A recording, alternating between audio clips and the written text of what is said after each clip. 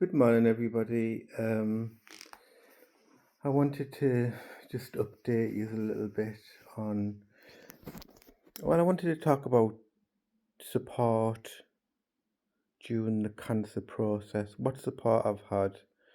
Hopefully, everybody watching this who also has to go through cancer treatment has enough support around them. Um, Firstly, I'll just mention about side effects. So, for those who haven't watched my shorts or other videos, I was diagnosed with stage 2 lymphoma in March. I had a lump in November 2025, which I went to the GP. It was just under my scar here on my neck. Various scans later, they realised there was two areas. There was one low down in the neck, which wasn't very visible.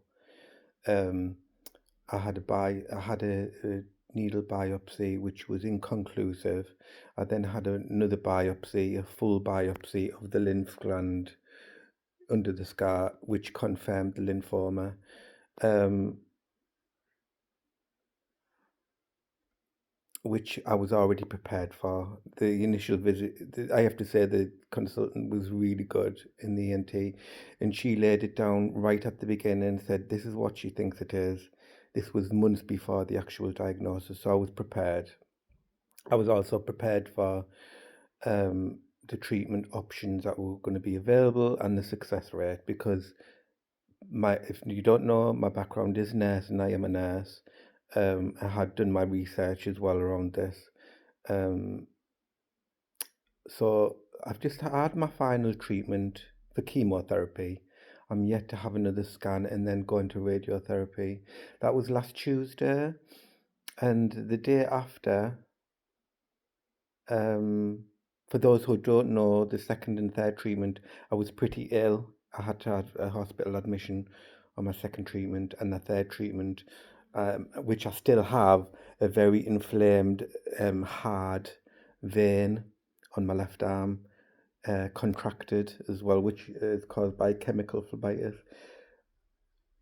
So the last treatment it would seem to go pretty smoothly. I was pumped full of steroids. I had a lot of steroids um, and other medication to try and minimize the effects. Um, but the day after the treatment, I thought I was fine. I was actually had full of energy, probably the steroid, I would imagine, still from the day after. I had very little sleep. Um, After that, I started getting the nausea, the loss of appetite, and just very weary and tired, lethargy. So, I've got through it. This is the Sunday after the Tuesday now. Starting to feel a bit better. I still don't have much of an appetite, although I am eating. We know it's very important to keep proteins going in and other vitamins and minerals. I've been trying to drink as much fluid as possible to flush my kidneys out. So yeah, I'm starting to come round and be better. The second week's always much better for me than the first week, and I would imagine for many people. Um, I'm already planning to go back to work. I've spoke to my boss. Um, we don't know what the radiotherapy reaction is going to be, but we'll just deal with that when we come to it. So, support. So many people, so many friends, my partner, my partner's family, my sisters have been contacting me, messaging me, giving me so much support, offering to take me out, even though I haven't felt like it, a lot of days.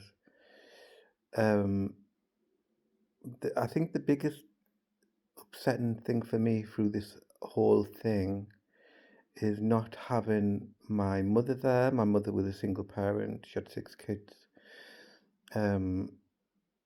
She has not contacted me since the start of this treatment. Now, I was contacting her up until a certain point, letting her know how it was, what the from diagnosis, what the treatment was, blah blah. I was always contacting her. She hasn't contacted me. Um, I did try and message her a few times, and I also tried to ring her a few times, and she didn't respond. Um, just before the start of my treatment, and that really upset me. I'm a little bit stubborn sometimes. Um, she then messaged me asking when am I collecting a tumble dryer. And now my mother lives about an hour's drive away, which is not too far. And I said, considering I am on chemotherapy and I am immunocompromised, that's not my priority. Won't be coming for the dryer. Um, and I think she took offence by that. I was just telling her how it was, you know. So she hasn't contacted me since. I've had no messages, no phone calls. She hasn't asked to see how I was after the treatment, how I was emotionally. Now, she she has got mental health issues. She's on medication, and I'm not making excuses. I have to take into some consideration of, there is things going on with her. She also has her own health problems. She's getting on now. Um, and I do keep thinking I should probably message her or phone her. And then I think, I mean, you can tell me what you think. I've already tried to contact her. I've already messaged her. I already tried to phone her many times. She knows it's me because I'm probably the only one that does phone her, and she hasn't contacted. And this is my time now to just think about me and get through this rather than worrying about other people and what's happening with them so much. Anyway, I'm sure it will all blow over in the end, and I'm sure I'm not the only one who's gone through significant life events and has not got the support of one of the most significant person in your life. Um, but I am thankful. I have got people around me. I'm not just on my own, although it does feel like you're on your own sometimes because you have to go through it yourself. Even if you live with somebody, you are going through it on your own. And many friends have said you're not on your own. You with us and blah blah blah. Blah. You, in reality, this is your treatment.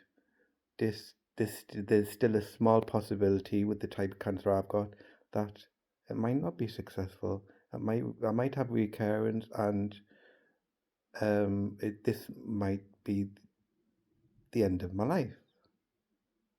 That's the reality of it. And yeah, I've been doing a lot of reflecting, and I thought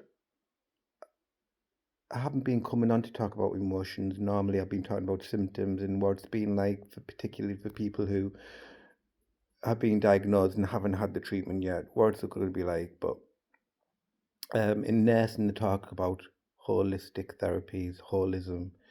Um, it's not just physical symptoms. It's treating somebody mentally, emotionally, spiritually.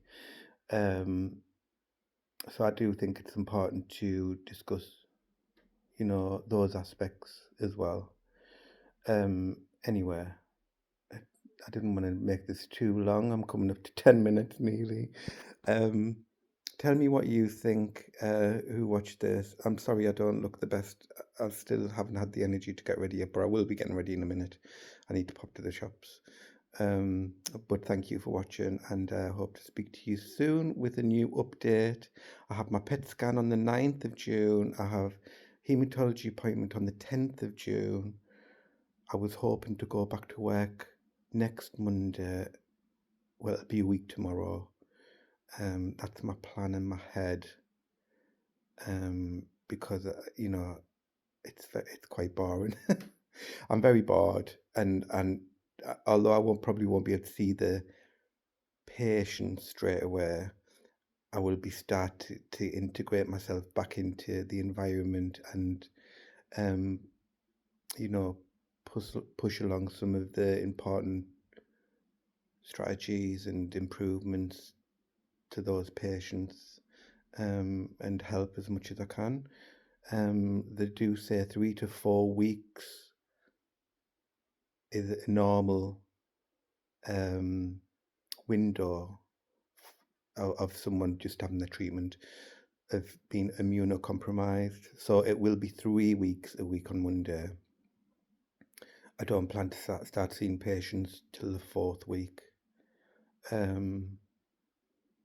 But I have to see how things go, and I'm just happy that I'm feel like I'm planning to get my life back in order and have a little bit of structure to it again, and have some normality. So thank you, and leave a comment. I'll try and answer you if as soon as I can, as soon as I see it.